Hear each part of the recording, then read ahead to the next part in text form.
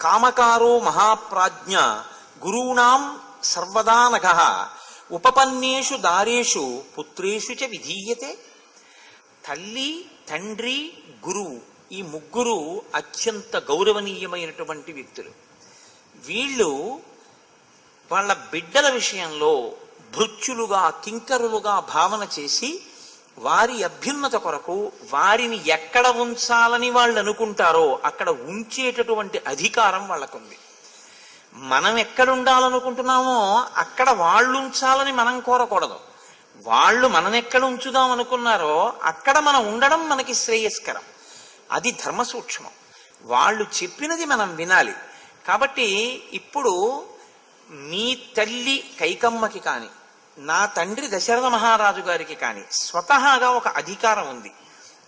మీ అమ్మ నువ్వు ఎక్కడుండాలో, ఏం చెయ్యాలో, ఎలా ఉండాలో కోరుకునేటటువంటి అధికారం, శాసించే అధికారం మీ తల్లిగారికి ఉంది.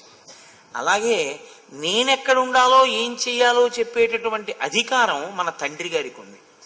తప్ప ఇవాళ నీకు రాజ్యం ఇష్టం లేదు, నీకు రాజ్యం ఇష్టం లేదు కాబట్టి నన్ను రమ్మని ప్రార్థన చేస్తున్నావు.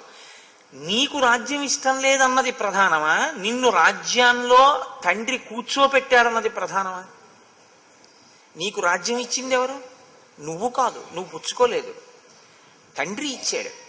ఇప్పుడు నువ్వు పుచ్చుకోను అంటే ఏ కొడుకుని ఎక్కడ ఎలా నియోగించాలో అలా నియోగించగలిగినటువంటి సహజమైన అధికారమున్న తండ్రి యొక్క ఆ స్థితిని మనం ప్రశ్నించినట్టు అవుతుంది.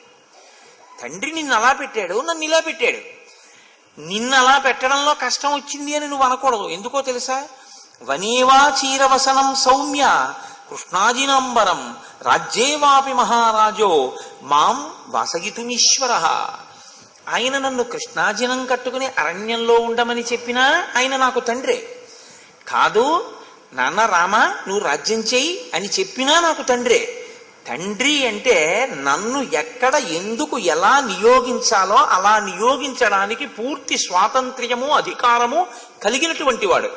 అంతేకాని నీకు రాజ్యం ఇష్టం లేదు కాబట్టి నీకు రాజ్యం ఇవ్వడం నాన్న చేసిన తప్పని, నన్ను అరణ్యానికి పంపాడు కాబట్టి నన్ను అరణ్యానికి పంపడం నాన్న చేసిన తప్పని, మీ అమ్మ వరాలడిగి నీకు రాజ్యం ఇప్పించింది కాబట్టి అలా అడగడం మీ అమ్మ తప్పని, అమ్మా నాన్నల తప్పులు విచారణ చేయడానికి పిల్లలు కూర్చుంటే వాళ్ళ తప్పుల మీద పిల్లలు తీర్పు చెప్తే అప్పుడు వాళ్ళది కాదు పోయిన ధర్మం, మనది పోయిన ధర్మం. కాబట్టి నువ్వు ధర్మాన్ని కోరుకున్నవాడివైతే నువ్వు నన్ను రమ్మని అడగకూడదు, రాజ్యం నాకిస్తానని అడగకూడదు. నాన్నగారు ఏది చెప్పారో నువ్వు చెయ్యాలి. నాన్నగారు నన్ను ఏది చెయ్యమన్నారో అది నన్ను చేసుకోనివ్వాలి. అప్పుడు నువ్వు ధర్మంలో నిలబడిన వాడివి, నన్ను ధర్మం చేయనిచ్చిన వాడివి. అలా నన్ను నా ధర్మంలో నిలబెట్టి నీ ధర్మంలో నువ్వు నిలబెట్టిన నాడు నువ్వు సుపుత్రుడవు, నేను సుపుత్రుణ్ణి. నన్ను అలా మర్యాదగా బతకనిచ్చి పుత్రధర్మాన్ని నిలబెట్టుకోనిచ్చావు కాబట్టి నాకు నిజమైన తమ్ముడవు, నాకు శిష్యుడవు. తప్ప కేవలం ప్రేమ చేత నేను మీ శిష్యుణ్ణి, నేను మీ తమ్ముణ్ణి, మీరు రాజ్యానికి వచ్చేయండి అంటే నీకు సంతోషంగా ఉంటుందేమో, కానీ అది ధర్మమా? అలా చెయ్యొచ్చా మనం? అలా చేస్తే ఊర్ధ్వలోకాల్లో ఉన్న తండ్రి గారు సంతోషిస్తారా? ఇక్కడ మీ అమ్మకది గౌరవమా? నీకు ఇష్టం లేదు కాబట్టి మీ అమ్మని ఎందుకు నిందిస్తున్నావు? మీ అమ్మకి ఇష్టమైన పని నువ్వు చెయ్యాలని కోరుకో. ఇంతమంది ఇలా చెప్తే నేను వస్తాననుకుని వచ్చావు, కానీ ఇంతమంది చెప్పారని నేను చేసినా నాన్నగారు చెప్పిన పని చేసిన వాడిని అవుతానా, చెయ్యని వాడిని అవుతానా? ఆలోచించు. ఇది రాముడు అంటే. ఎంత జటిలంగా ఉంటాయో చూడండి. ఆ వాద ప్రతివాదాలు ఏదో తలలు పండిపోయిన న్యాయమూర్తులు ఎలా మాట్లాడతారో అలా ఉంటుంది. ఎప్పటికప్పుడు ఎవరు మాట్లాడింది వాళ్ళదే చాలా గొప్పగా ఉందనిపిస్తుంది.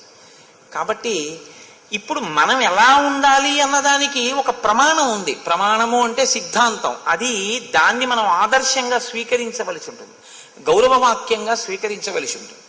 కాబట్టి మనం ఎవరి మాటని మనం ప్రమాణంగా తీసుకుని పాటించాలి, ఎవరి మాటని మనం ఆదర్శంగా తీసుకోవాలి.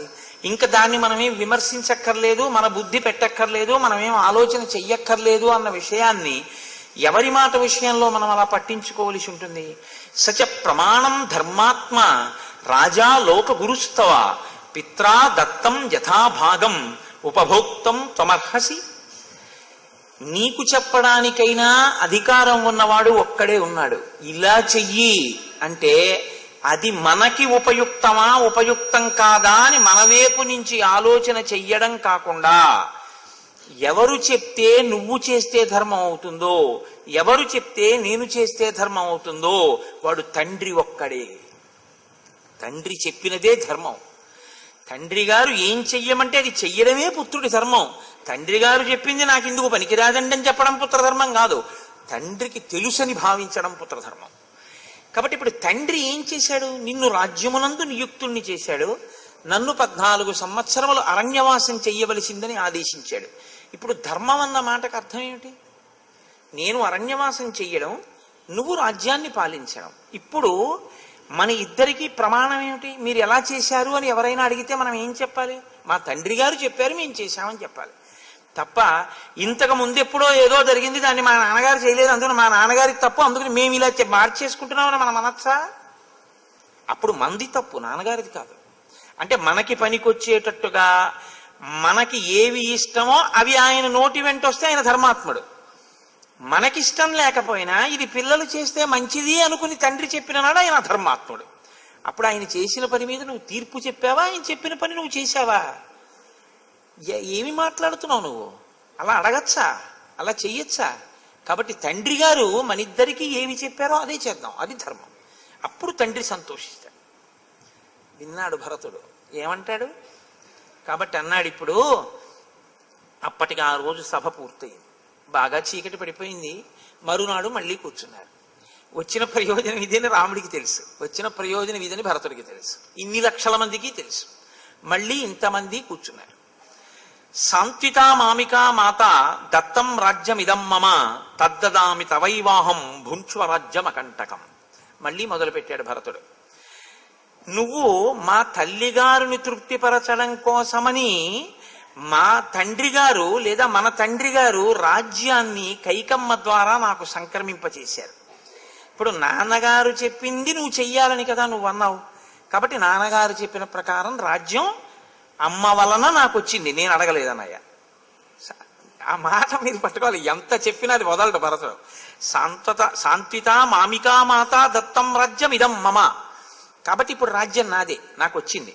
నేనేం చేస్తున్నానో తెలుసా? నీకు ఇచ్చిన రాజ్యం నువ్వు తీసుకోని కదా నువ్వు అన్నావు. నాన్నగారి మాట గౌరవించాను, నేను తీసుకున్నాను, నాదే రాజ్యం. తద్దదామి తవైవాహం, నీకు ఇచ్చేస్తున్నాను. భుంక్ష్వరాజ్యం అకంటకం, ఇప్పుడు అకంటకంగా ఇప్పుడేమిటి నీకు బాధ? ఇప్పుడు తీసుకో. నాన్నగారి మాట నేనేం కాదనలేదే, నా మాట నువ్వు కాదనకూడదుగా. తమ్ముణ్ణి శిష్యుణ్ణి ప్రార్థిస్తున్నానుగా, ఇంతమంది ప్రార్థిస్తున్నారుగా, మరి ఇంతమంది ప్రార్థన అంగీకరించడం నీకు ధర్మమేగా. నేను అంగీకరించానుగా నువ్వు చెప్పిన మాట. నాన్నగారు ఇచ్చారు, తీసుకున్నాను, నీకు ఇచ్చేస్తున్నాను. ఇప్పుడు భుంక్ష్వరాజ్యం అకంటకం. అలా కాదు, నువ్వే ఉంచుకో. అదేమిటి నాకెందుకు ఇచ్చేయడం? ఏదో నేను లేనివాడినో లేకపోతే పాపం ఏదో ఇవ్వకపోతే ఎలా బతుకుతాడులే అని ఇస్తున్నాను అనుకుంటున్నావేమో, అందుకు ఇవ్వట్లేదు.